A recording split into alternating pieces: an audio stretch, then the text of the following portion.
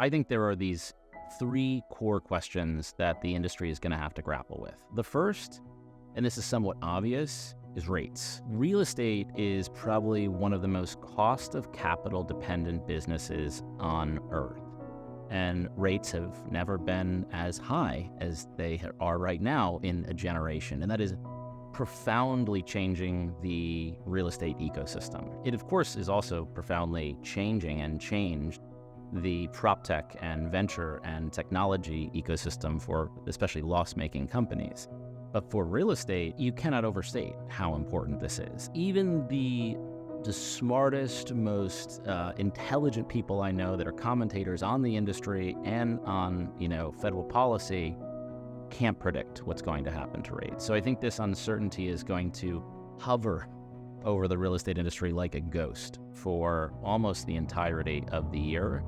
And I think it casts a lot of big, long-term strategic planning decisions that the real estate industry should make, oftentimes around technology, around decarbonizing, in doubt. And that makes, I think, our job at Fifthwall, in some cases, more challenging, but also more important, because I think now is the time more than ever when the real estate industry should be leaning in, but it's harder than ever to do so because rates are so high. The second big question is, in the aftermath of COVID and work remote, are we in an environment where there's just too much office capacity in the US and the world?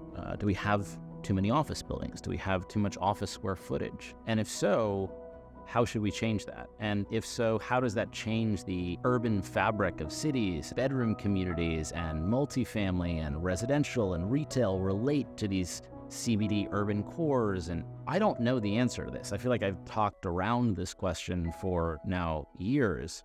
And I think we have a bit of a precedent for this question in the sense that when Fifthwall started, so much of the conversation was around, does the US have too many malls? We have 1,200 malls, and do we actually need 300? Now, there's way more office space in the United States than there is mall space.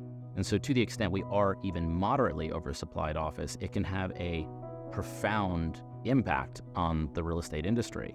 And it impacts all facets of the real estate industry. It impacts development, it impacts supply, it impacts redevelopment, it impacts some of the things we focus on, like decarbonization. It impacts capital markets and debt, and it is going to be profound. So it's going to be I'd say an evergreen question for real estate. The last thing is something we talk a lot about, which is carbon fines and carbon taxes and local regulation. Real estate in the US is regulated and taxed locally, not federally.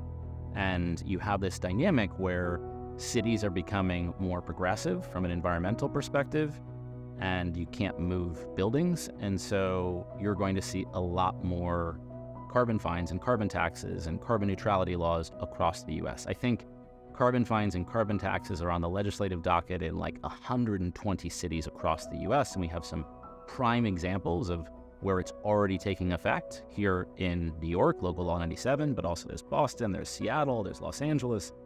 And I think real estate owners would be wise to really focus on how imminent these changes are, how impactful they are, and what it behooves them to do right now, which is decarbonize, which is invest into the technology to build more energy efficient assets and to retrofit existing assets to be more energy efficient.